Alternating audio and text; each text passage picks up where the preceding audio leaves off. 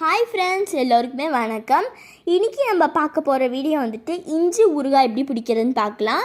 First அதுக்காக 1/2 kg புளி எடுத்துக்கணும்.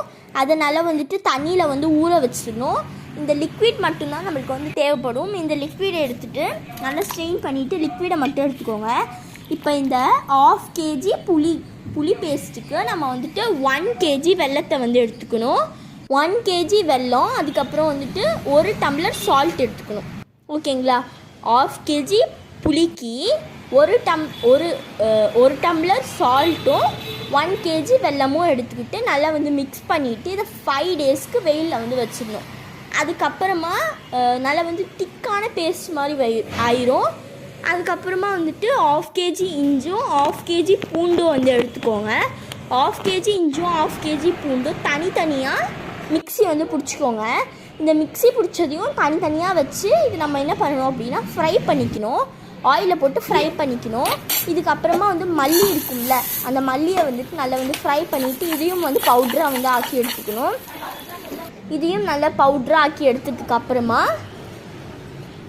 மல்லியையும் நல்லா வந்து பவுட்ராக்கி எடுத்ததுக்கப்புறமா வந்துட்டு இதையும் அதையும் நல்லா வந்து மிக்ஸ் பண்ணி இஞ்சி பூண்டையும் இந்த வெல்லம் அதெல்லாம் இருக்குல்ல அதையும் அதுக்கப்புறமா மல்லி பவுடரையும் நல்லா வந்து மிக்ஸ் பண்ணிவிட்டு இப்போ வந்துட்டு 1 டம்ளர் ஆஃப் மிளகாத்தூள் வந்து எடுத்துக்கணும். அதாவது சில்லி பவுட்ரு வந்து எடுத்துக்கணும்.